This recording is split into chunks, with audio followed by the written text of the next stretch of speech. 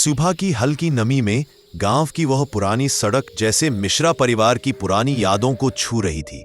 मिट्टी की बूंदें, गलियों में फैले केले के पत्तों की खुशबू और घरों की छोटी छोटी खिड़कियों से उठती चाय की सुगंध, सब कुछ वैसा ही था जैसा बचपन में हुआ करता था।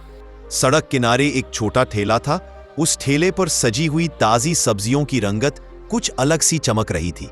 टमाटर, हरी मिर्च, भिंडी, पत्ता गोभी, सब कुछ बड़ी सफाई से सेट था। ठेले के ऊपर हाथ से लिखा बोर्ड लगा था, मिश्रा सब्जी भंडार। ठेले के पीछे खड़ी औरत पीली ड्रेस में थी। उसके हाथों की मेहनत और चेहरे की सादगी देखकर कोई भी समझ लेता कि वह गांव की वही साधारण औरत है जो हर दिन ईमानदारी से अपना ठेला लगाती है। पर आंखों की गहराई बताती थी कि यह साधारणपन सिर्फ एक मास्क है। वही आंखें जिनमें कभी आंसू भी आए थे, आज उनमें ठहराव और एक मजबूत इरादा था। लोग आते, कुछ सब्जी खरीदते, कुछ उसके साथ हल्की फुल्की बातें करते।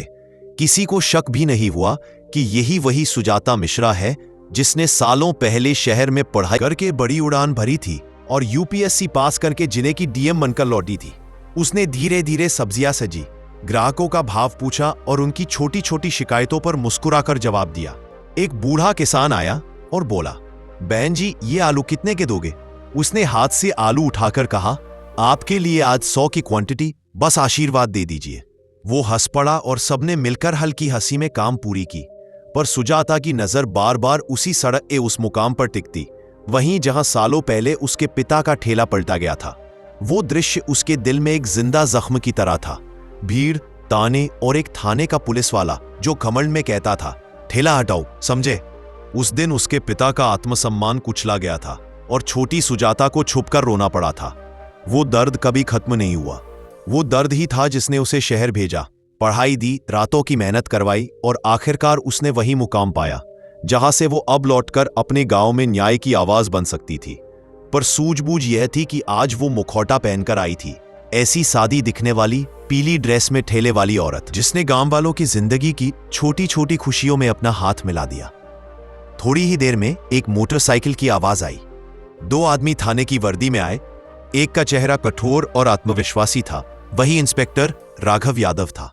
उसने ठेले पर निगाह डालते हुए पूछा, यहां ठेला लगाने की परमिशन किसके पास है? सुजाता ने नम्रता से कहा, साहब, बस 2 दिन के लिए लगी हूं।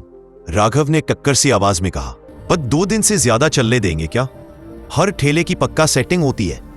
आसपास खड़े लोग अनमने होकर देख रहे थे। किसी की नाक में दम करने की हिम्मत नहीं थी।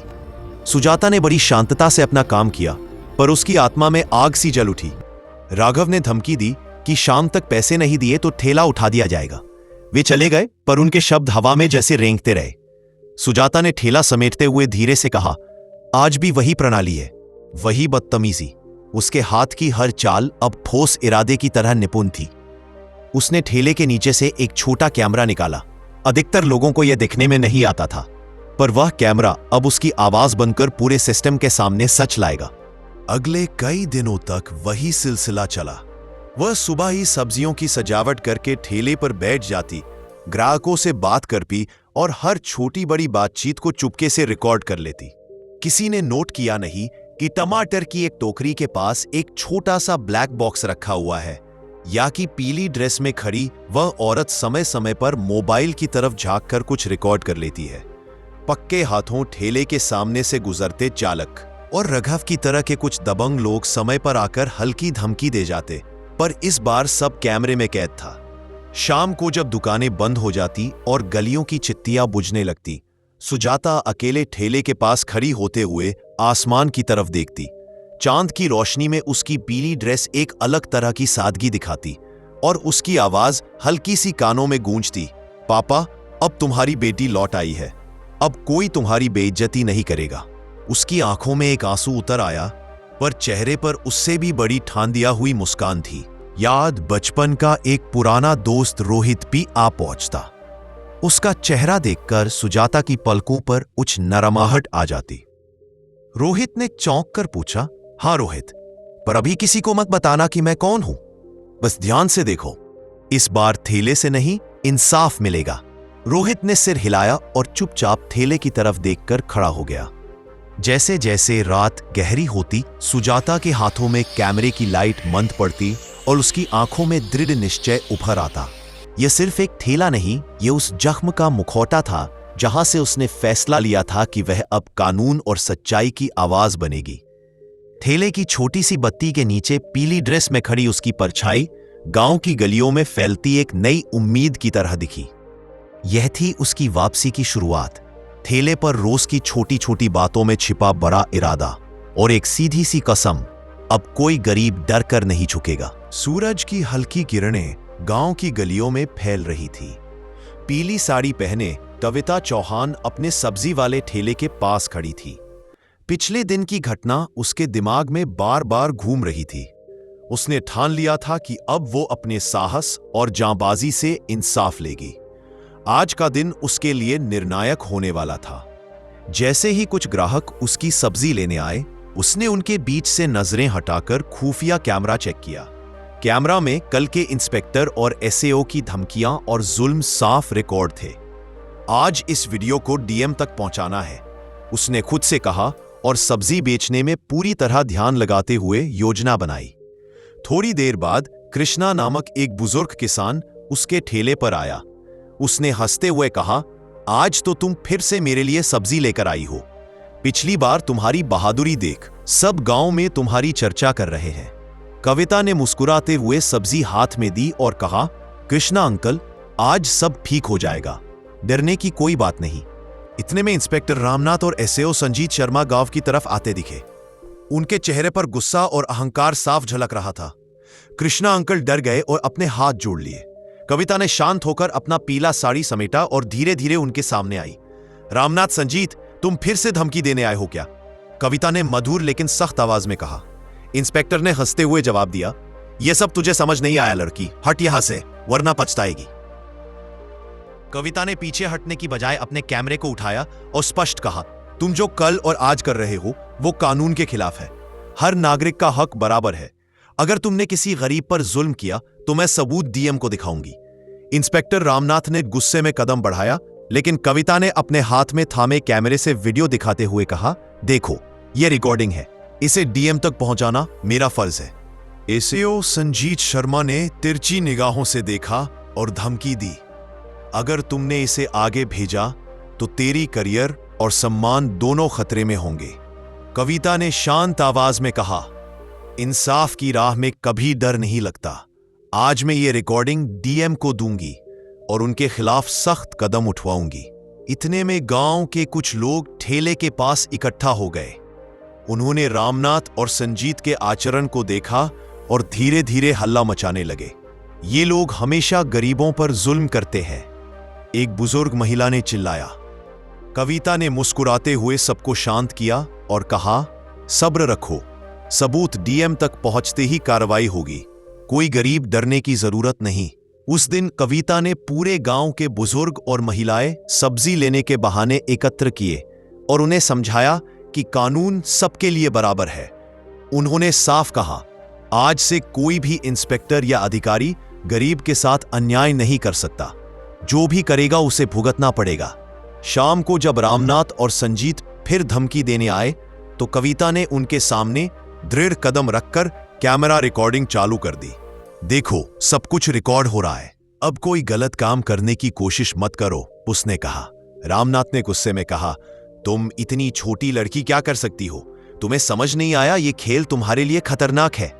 कविता ने शांत और भरोसेमंद आवाज में जवाब दिया, खतरनाक वही होता है जो कानून का उल्लंघन करता है, और आज तुम्हारा समय खत्म होने वाला है।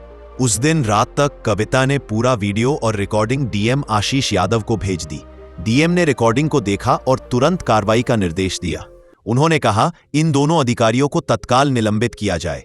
अगर ऐसे लोग थाने में रहेंगे तो जनता का विश्वास खत्म होगा।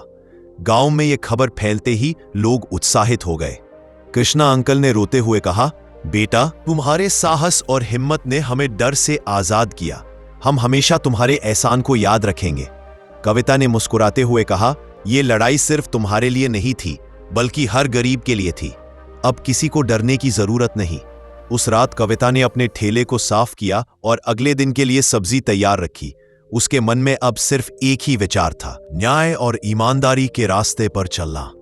और इसी दिन से गांव के लोग और अन्य पुलिस अधिकारी कविता की बहादुरी और ईमानदारी की कहानी सुनने लगे।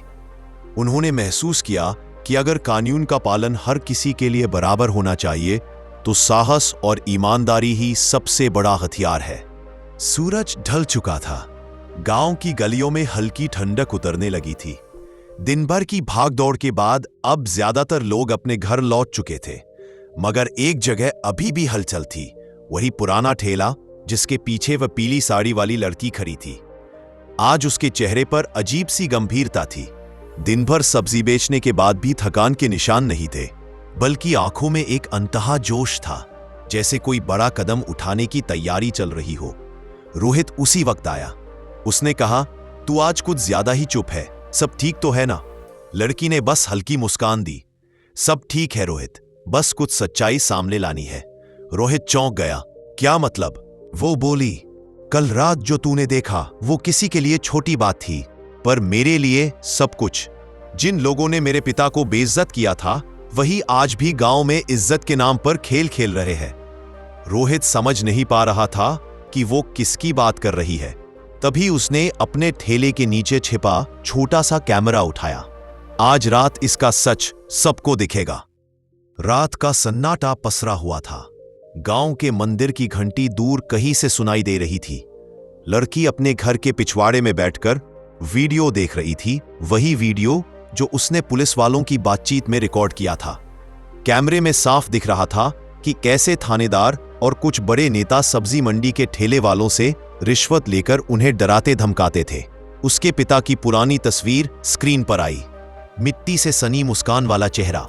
लड़की की आंखें नम हो गई, मगर होठों पर एक दृढ़ मुस्कान लौट आई।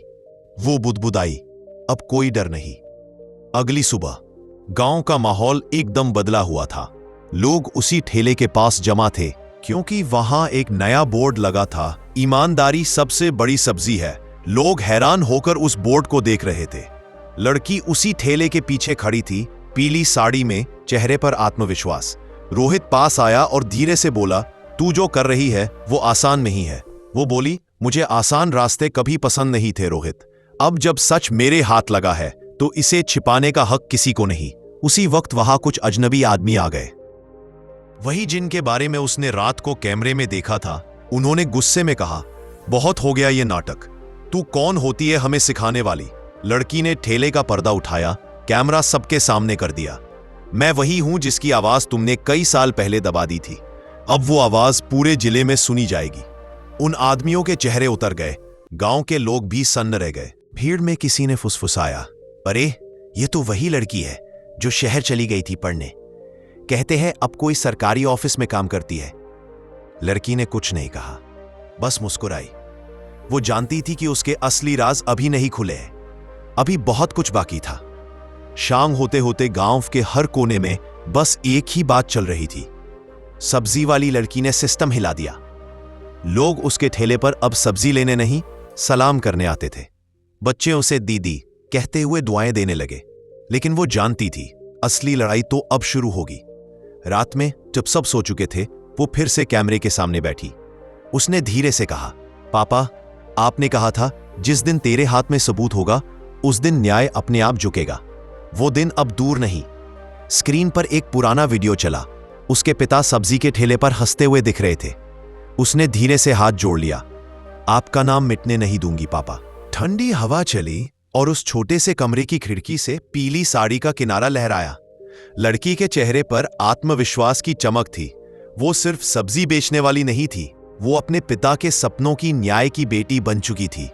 सुबह की किरणें गांव की पगडंडियों पर सुनहरा रंग बिखेर रही थी। गांव में हलचल थी। लोग एक दूसरे से बस एक ही बात कर रहे थे, वो सब्जी वाली लड़की कौन है? पुलिस वाले क्यों आए हैं? ठेले के पास भीड़ लगी थी। लड़की पीली साड़ी में शांत खड़ी थी, चेहरे पर वही सुकून जैसे किसी लंबी लड़ाई का आखिरी पड़ाव आ गया हो।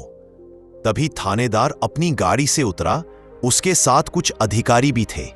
उसने गुस्से से कहा, बहुत हो गया ये नाटक, तूने हमारा वीडियो वायरल किया, अब जेल जाएगी तू। लड़की ने धीमे कदमों से आगे बढ़ते हुए कहा, थानेदार साहब, जेल में जाने का डर उन्हीं को होता है जिन्होंने गुनाह किया हो। भीड़ में सन्नाटा छा गया। वो आगे बढ़ी और अपनी साड़ी के पल्लू से ठेले के नीचे से एक छोटा ब्लैक बॉक्स निकाला। इसमें तुम्हारे सारे गुनाह रिकॉर्ड है। थानेदार हंसा। कौन मानेगा तेरी बात? तू कौन है आखिर? अब वो मुस्कुराई। उसने ठेले के पास रखा मोबाइल उठाया और एक नंबर मिलाया। अब बताइए, मैं अपना परिचय दूं या आप खुद बताएंगे? तभी वहां एक सफेद एसयूवी आकर रुकी। दरवाजा खुला और उससे बाहर निकले दो लोग, जिले के बड़े अफसर और एक महिला अधिकारी। महिला अधिकारी ने सबके सामने कहा, सभी लोग ध्यान दें, ये जो लड़की ठेले के पीछे खड़ी है, ये कोई आम सब्जी वाली नहीं। ये है IAS अधिकारी कविता चौहान, जिन्होंने पिछले कुछ महीनों से इस गांव में गुप्त जांच चलाई थी। भीड़ में एक झटका सा लगा। हर किसी की आंखें फटी रह गईं। रोहित ने अविश्वास में कहा, कविता तू? वो मुस्कुराई, हाँ वही कविता, लेकिन अब सिर्फ तेरी बचपन की दोस्त नहीं, बल्कि इस गांव की नई जिलाधिकारी। थानेदार के चेहरे का रंग उड़ गया। उसने कुछ बोलने की कोशिश की, पर शब्द गले में ही अटक गए। कविता ने कहा, तुम्हारे जैसे लोग सोचते हैं कि गरीबों की आवाज कभी ऊंची नहीं होती, लेकिन याद रखो, सच्चाई अगर सब्जी के ठेले पर भी बिके तो भी उसकी कीमत किसी कुर्सी से कम नहीं होती। उसने हाथ का इशारा किया। पुलिस के जवान आगे बढ़े। थानेदार और उसके साथियों को गिरफ्तार कर लिया गया। भीड़ में तालियों की गूंज उठी। गांव की औरतें उसके पांव छूने लगी। बच्चे चिल्ला रहे थे, हमारी कविता दीदी जिंदाबाद। थोड़ी देर बाद कविता अपने ठेले के पास वापस आई। वो ठेले के ऊपर रखा कैमरा देख रही थी। धीरे से बोली, यही तो मेरा असली हथियार था। रोहित ने कहा, तूने सब कुछ अकेले कर दिखाया, पर तूने ये सब क्यों छिपाया? वो बोली, क्योंकि जब तक मैं उनके बीच रहकर दर्द महसूस नहीं करती, तब तक मैं न्याय नहीं दे सकती थी। मुझे समझना था कि एक आम इंसान के लिए अन्याय कितना भारी होता है। उसने ठेले से एक टमाटर उठाया और मुस्कुराई। अब यह ठेला भी मेरा साथी है, जिसने मुझे झुकना नहीं सिखाया। अगले दिन जिला मुख्यालय में प्रेस कॉन्फ्रेंस हुई। कविता ने मंच पर खड़े होकर कहा, न्याय की शुरुआत सिर्फ अदालतों से नहीं होती। वो शुरू होती है जब कोई एक लड़की डरना छोड़ देती है। उसके शब्दों ने सबके दिलों को छू लिया। टीवी चैनलों ने हेडलाइन चलाई, DM कविता चौहान का खुलासा, सब्जी बनकर भ्रष्टाचार की जड़ें उखाड़ दी। शाम को जब वो फिर से गांव लौटी तो पूरा गांव दीप जलाकर उसका स्वागत कर रहा था। बच्चे फूल बरसा रहे थे और औरतें गीत गा रही थी, हमारी बेटी लौटी है न्याय लेकर। कविता ने अपने ठेले के पास जाकर हाथ रखा और धीरे से कहा, अब यह ठेला यहां रहेगा ताकि हर कोई याद रखे कि मेहनत की कमाई और सच्चाई की लड़ाई सबसे बड़ी होती है। उसने ठेले के ऊपर एक बोर्ड लगाया, जहां सब्जी बिकती है वहां सच्चाई भी मिलती है। रात को आसमान में तारे टिमटिमा रहे थे। कविता अपने पिता की पुरानी फोटो के सामने बैठी थी। उसने कहा, पापा आज मैं जीत गई, लेकिन ये जीत सिर्फ मेरी नहीं, हर उस बेटी की है जिसने अन्याय के आगे सिर नहीं झुकाया। उसकी आंखों से एक आंसू गिरा, मगर इस बार वो आंसू कमजोरी का नहीं, गर्व का था। अगली सुबह गांव के स्कूल के सामने एक नया बोर्ड लगा था, कविता चौहान प्राथमिक विद्यालय। बच्चे हंसते खेलते दौड़ रहे थे और ठेले के पास अब कोई ठेला नहीं, बस एक फूलदान था जिसमें लिखा था, न्याय वहीं खिलता है जहां डर मुरझा जाता है। कहानी खत्म नहीं हुई थी, वो बस दिशा बदल चुकी थी। अब कविता सिर्फ एक अफसर नहीं, एक प्रतीक बन चुकी थी, हर उस लड़की के लिए जो कमजोर समझी जाती थी। गांव में उसकी पहचान DM मैडम नहीं थी, सब उसे प्यार से बुलाते थे, हमारी सब्जी वाली दीदी। कहानी समाप्त। न्याय की बेटी।